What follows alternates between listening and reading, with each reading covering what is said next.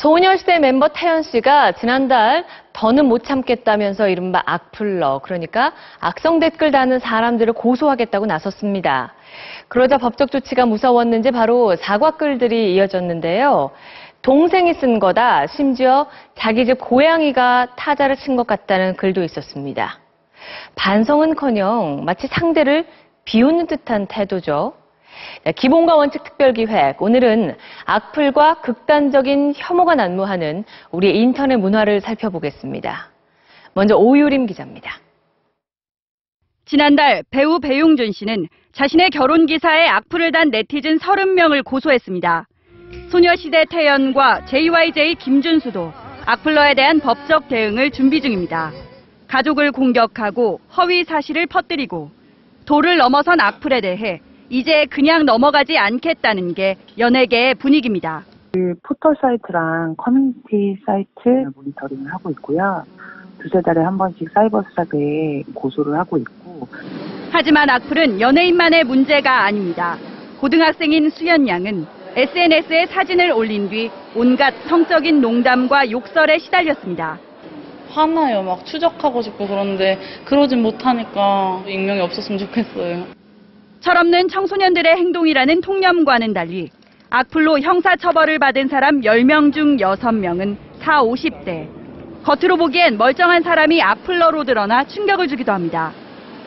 지난해 대전의 한 구청장은 자신과 관련된 인신공격성의 악플을 단 네티즌을 고소했는데 조사 결과 악플을 단 장본인은 당시 대전시 정무부시장으로 밝혀졌습니다.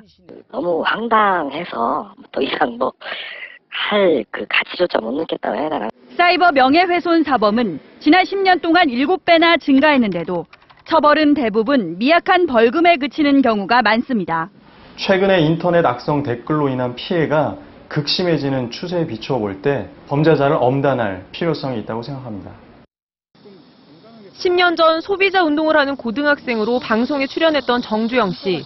방송 직후 외모를 비하한 악플만 10,000개 가까이 달렸습니다. 그다음부터 이제 글자를 못 읽기 시작했어요. 난독증이 걸려가지고 댓글창만 보면 글자들이 흉을 쳐요. 가족까지 악플의 희생양이 되면서 대학은 포기. 3년간 방 안에 틀어박혔습니다.